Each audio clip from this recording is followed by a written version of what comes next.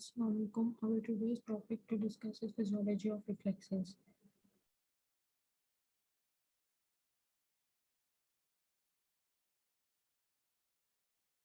मैं अपनी प्रेजेंटेशन में या वीडियोस में ये दो बुक्स हैं, इनको फॉलो करती हूँ। इन दो बुक से मेरी बनी हुई होती हैं सारी स्लाइड्स फिजियोलॉजी की।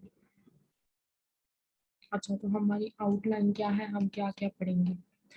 हम इसमें सबसे पहले रिफ्लेक्स एक्टिविटी को डिस्कस करेंगे, देन उसकी सिग्निफिकेंस को, देन उसकी रिक्वायरमेंट्स को कि रिफ्लेक्स एक्टिविटी की कुछ रिक्वायरमेंट्स हैं वो क्या है, देन रिफ्लेक्स आर्क को डिस्कस करेंगे, देन क्लासिफिकेशन ऑफ रिफ्लेक्सेस को finally. What is reflex activity? Reflex activity क्या चीज़ है? बेसिकली ये हमारे पास एक अनप्लैंड सीक्वेंस होती है मूवमेंट्स की, ठीक है, जो हमारे इख्तियार में नहीं होती। बेसिकली इनवॉलेंट्री मूवमेंट्स होती हैं ये, ठीक है। अगर कोई हमें नर्वस स्टिमुलेशन मिले तो उसके लिए जो हमारी फौरन से रिफ्लेक्स हमारा काम करेगा, दैट इज रिफ्लेक्स एक्टिविटी, और वो हमारी कॉन्शियसनेस में नहीं होगा, वो इनवॉलेंट्री होगा। मतलब कि reflex activity is the response to a peripheral nervous stimulation that occurs without our consciousness. Then आ जाते हैं हमारे पास सिग्निफिकेंस ऑफ रिफ्लेक्सेस। सिग्निफिकेंस क्या है? बेसिकली रिफ्लेक्सेस हमारी बॉडी के प्रोटेक्टिव मैकेनिज्म है, और ये बॉडी को इरिपेरेबल डैमेजेस से प्रोटेक्ट करते हैं। फॉर एग्जांपल, अगर हम किसी भी जलते चूल्हे के ऊपर हाथ रखते हैं, एकदम से हमारा हाथ लग जाए तो हम फौरन पीछे करते हैं अपना हाथ, कि हमारा हाथ जल गया, हमें पता नहीं होता, हम अपना हाथ पीछे कर लेते हैं, ठीक है। तो what is this? This is our reflex action. अब अगर वो ये प्रोटेक्टिव मैकेनिज्म ना होता और हमारा हाथ जलता रहता और हम हमारा रिफ्लेक्स ना होता कि हम उसे पीछे कर ले, जब हमारा ध्यान पड़ता, क्योंकि ये तो एक अनकॉन्शियस है, अनकॉन्शियसनेस में रिफ्लेक्स एक्टिविटी परफॉर्म होती है। तो जब हमारा ध्यान पड़ता तो उस वक्त तक जो लॉस हो चुका होता हाथ का, वो फिर इरिपेरेबल डैमेज कंसीडर होता। फॉर इंस्टेंस, जैसे कि मैंने अभी एग्जांपल दी कि अगर हम अपना हैंड हॉट ऑब्जेक्ट को टच करते हैं तो हम इमीडिएटली अपना हैंड वापस पीछे खींच लेते हैं। इसके अलावा एक एग्जांपल ये है कि अगर हमारी आंखों में ब्राइट लाइट फॉल हो, ठीक है, तो हम अपनी आंखें फौरन से बंद कर लेते हैं, और हमारे प्यूपिल्स जो होते हैं वो कॉन्स्ट्रिक्ट हो जाते हैं, ठीक है, ताकि रेटिना तक डैमेज ना जाए, आईज हमारी खराब ना हो जाए। जब हम सोकर उठते हैं तो अगर हम फौरन लाइट जलती है रूम की, तो फिर इसी तरह होता है कि हमारी आईज नहीं खुल रही होती, बिकॉज हमारी आईज को कोई डैमेज ना पहुंचे। देन इसकी रिक्वायरमेंट्स आ गई। इसकी 3 रिक्वायरमेंट्स है हमारे पास। क्या क्या? एक तो हमारे पास स्टिमुलस होना चाहिए, दैट इज द सोर्स। जब तक किसी सोर्स से कोई नहीं पहुंचेगा हमारे पास स्टिमुलस या इम्पल्स नहीं पहुंचेगी या कोई मैसेज नहीं आएगा कि यहाँ पर ये हो रहा है, तो तब तक कोई भी रिस्पॉन्स नहीं आएगा, ठीक है। तो एक स्टिमुलस होता है, एक पाथवे होता है। जो स्टिमुलस होता है वो उस पाथवे के थ्रू आता है ब्रेन तक, एंड देन एक रिस्पॉन्स होता है जो कि ब्रेन जनरेट करता है फॉर दैट स्टिमुलस, और पाथवे अगेन वैसा ही फॉलो होता है लेकिन थोड़ा डिफरेंट।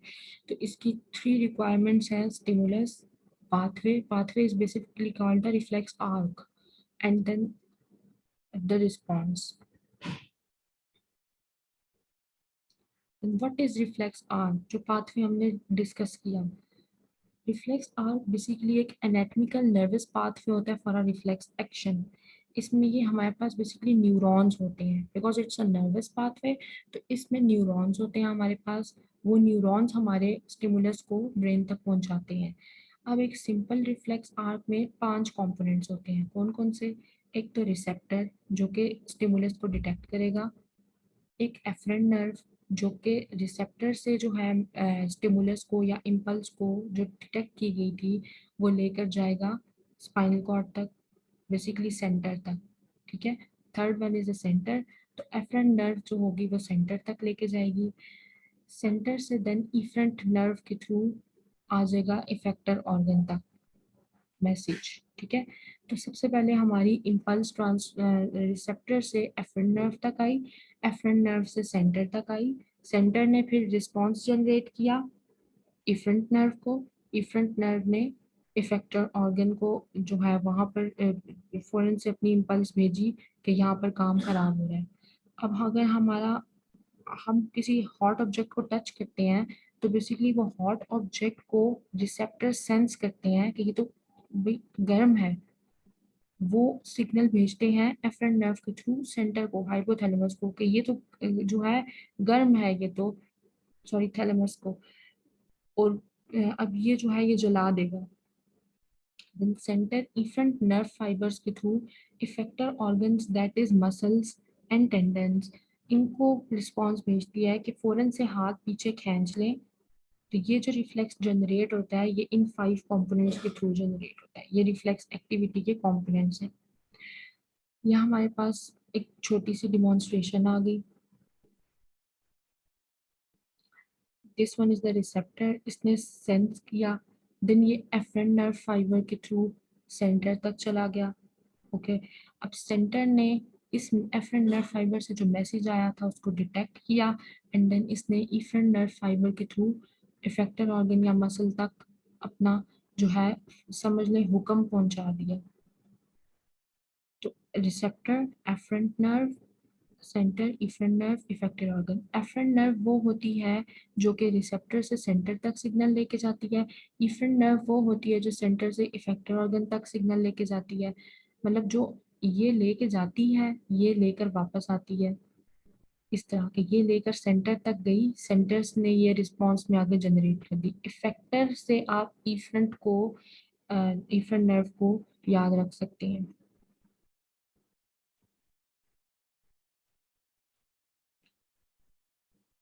देन हम डिस्कस करते हैं classification of reflexes. Classification depend किस चीज़ पे करती है?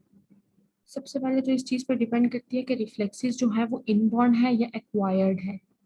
इसको हम फर्दर आगे डिस्कस करते हैं।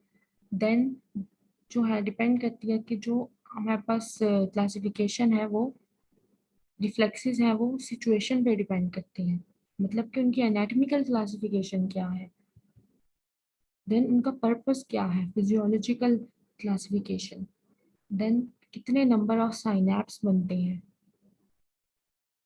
देन अपॉन वेदर विजुअल और सोमेटिक आपके इंटरनल ऑर्गन से रिफ्लेक्स जनरेट हो रहा है या सेंसरी ऑर्गन से, देन क्लिनिकल बेसिस क्या है रिफ्लेक्सेस की, हम क्लिनिकली किन किन चीज़ों के लिए किन किन रिफ्लेक्सेस को यूज़ कर सकते हैं।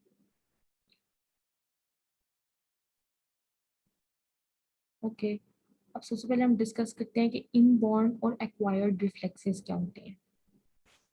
एक्वायर्ड रिफ्लेक्सेस क्या होते हैं हमारे पास, ये बेसिकली कंडीशन रिफ्लेक्सेस होते हैं, ये हमारे अंदर बाय बर्थ नहीं होते। ठीक है, जब हम पैदा होते हैं अपने पैदा होने से लेकर अपने बड़े होने तक हमें जिन चीज़ों की ट्रेनिंग मिलती है, जो चीज़ें हम सीखते हैं, दीज आर एक्वायर्ड और कंडीशन रिफ्लेक्सेस। ठीक है, जैसे कि हम छोटे होते हैं तो हमें खाना पीना नहीं आता होता, थोड़े से हम बड़े होते हैं तो अपने पेरेंट्स को देखते हैं कि वो हमें किस तरह खिला रहे हैं, हम खुद खाने पीने की कोशिश करते हैं, सबसे पहले हम स्पून उठाने की कोशिश करते हैं एक्सेट्रा। देन हम जो है वो टीचर से कोई चीज़ सीखते हैं, देन हम उसको सिखाने की कोशिश करते हैं, जो चीज़ हम सीखते हैं, जो हमें ट्रेनिंग मिल रही है, जो हम लर्निंग हो रही है, दीज आर एक्वायर्ड और कंडीशन रिफ्लेक्सेस। ये बाय बर्थ प्रेजेंट नहीं होते और इनमें लर्निंग चाहिए होती है, ट्रेनिंग चाहिए होती है या कंडीशनिंग चाहिए होती है। एक इसकी एग्जांपल हो गई कि अगर हम जो है कहीं से भी गुजर रहे हैं तो हमें खाने की खुशबू आ रही है तो हमारे मुंह में डायरेक्टली पानी आएगा, बेसिकली सलाइवा सिक्रीट होगा। या अगर हम किसी खाने पीने की चीज़ का नाम सुनते हैं जो कि हमें बहुत पसंद है, उससे भी हमारे मुंह में पानी आ जाएगा, बिकॉज हमारा माइंड एक उसकी इमेज डेवलप कर देगा कि ये चीज़ है ये। देन हमारे पास आ जाते हैं इनबॉर्न रिफ्लेक्सेस। इनबॉर्न रिफ्लेक्सेस जो होते हैं वो अनकंडीशन रिफ्लेक्सेस होते हैं। इसका क्या मतलब है कि वो एक्वायर्ड रिफ्लेक्सेस नहीं है। ठीक है, ये दोनों टोटली अपोजिट है एक दूसरे के। इनमें ये जो चीज़ें होती है ये बाय बर्थ हम में प्रेजेंट होती है। ठीक है, अब क्योंकि ये बाय बर्थ प्रेजेंट होती हैं तो इसमें क्या क्या चीजें आ गई, इसमें हमें ट्रेनिंग की जरूरत नहीं है, कंडीशनिंग की जरूरत नहीं है, तो इसलिए ये अनकंडीशनड है। इसमें हमारे पास क्या चीजें आ गई, जिस तरह छोटे बच्चे को, जब बच्चा पैदा होता है तो उसके मुंह में शहद का ड्रॉप डालते हैं। तो जब जैसे ही उसके मुंह में शहद का ड्रॉप डालते हैं तो उसका स्लाइवा सिक्रीट होता है और वो उसको स्वेलो कर लेता है। तो जो इस तरह की चीजें हैं, जिस तरह बच्चा जब पैदा होता है तो उसको तो नहीं पता होता मैंने फीड कैसे करना है, लेकिन जैसे ही उसको जो है वो फीड करवाया जाए तो वो फौरन से अपना मुंह खोल लेता है और वो फौरन से सक करना स्टार्ट कर देता है। इवन दो वो तो न्यू बॉर्न है, उसको तो बिल्कुल समझ नहीं है किसी भी चीज़ की, लेकिन ये उसका इनबॉर्न रिफ्लेक्स है, अनकंडीशन रिफ्लेक्स है।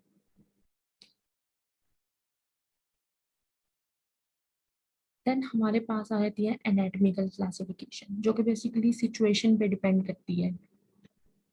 इसमें हमारे पास आए थे, number one is cerebellar reflexes. ये वो रिफ्लेक्सेस होते हैं जिनका जो सेंटर होता है वो सेरिबेलम में होता है। हमने पीछे डिस्कस किया था, एक हमारे पास रिसेप्टर होता है, एफरेंट नर्व फाइबर होता है, एंड देन सेंटर होता है।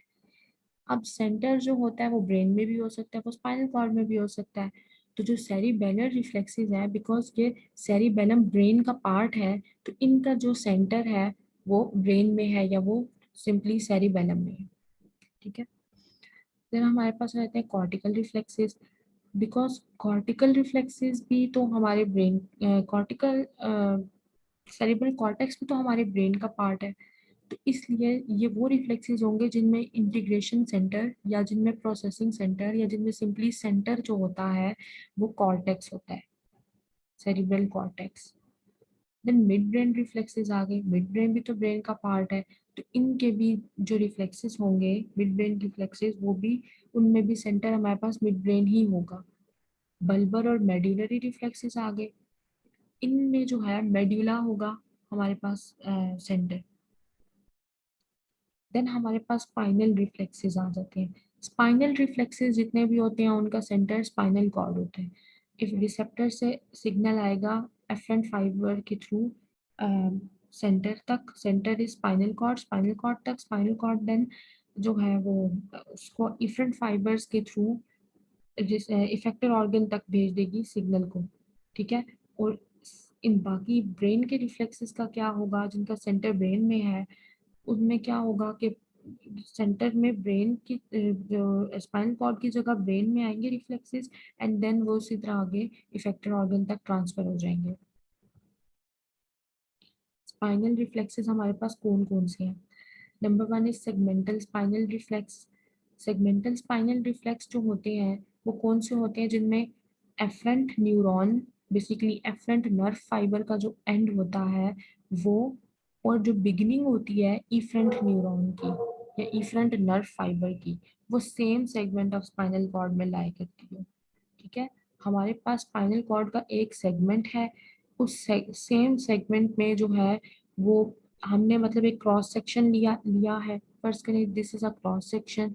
इस क्रॉस सेक्शन के अंदर जो है हमारे पास एफरेंट, यानी कि जो देने वाला सेंटर तक रिस्पांस लेकर आने वाला था, उसका जो सेंटर वाला पार्ट होगा, मतलब जो कि सेंटर के पास उसका पार्ट आ रहा था, उसका जो एंड था वो जो सेंटर के पास था वो एंड, और जो हमारे पास इफरेंट न्यूरॉन था उसकी जो बिगिनिंग थी, जो कि जहाँ से इनिशिएट हो रहा था हमारे पास रिफ्लेक्स एक्टिविटी रिस्पॉन्स बेसिकली, ये दोनों सेम सेगमेंट में लाई करेंगे।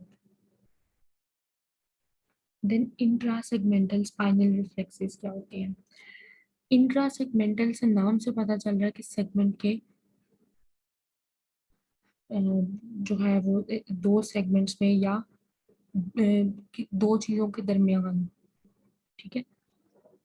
इस इन रिफ्लेक्सेस में क्या होगा कि जो एंड होगा एफरेंट न्यूरॉन का लेकर आने वाले न्यूरॉन का, वो, और जो बिगनिंग ऑफ इफरेंट न्यूरॉन होगी यानी कि लेके जाने वाले न्यूरॉन की बिगनिंग, ये दोनों स्पाइनल कॉर्ड में ही लाई करेंगे, लेकिन इनके सेगमेंट्स डिफरेंट होंगे। एक का सेगमेंट ऊपर हो गया, एक का सेगमेंट नीचे हो गया। ठीक है। देन हमारे पास आते हैं सुप्रा सेगमेंटल स्पाइनल रिफ्लेक्सेस। सुप्रा सेगमेंटल स्पाइनल रिफ्लेक्सेस में जो सेंटर होता है वो या तो स्पाइनल कॉर्ड के अबव लाई करता है, दैट इज ब्रेन स्टेम में, ठीक है। अब मेजोरिटी टाइम्स वो अबव ही लाई करता है, इसलिए उसको जो है वो, बिकॉज स्पाइनल कॉर्ड के नीचे तो कुछ है ही नहीं, स्पाइनल कॉर्ड के नीचे क्या होगा, उसके नीचे कोई कंटिन्यूएशन तो नहीं है, साइड पर हिप बोन्स लाई करती है। देन हमारे पास जो सुप्रा सेगमेंटल होगा वो अबव, उसका जो सेंटर होगा वो स्पाइनल कॉर्ड के अबव लाई करेगा। ये का पार्ट मैं नेक्स्ट वीडियो में शेयर करती हूँ।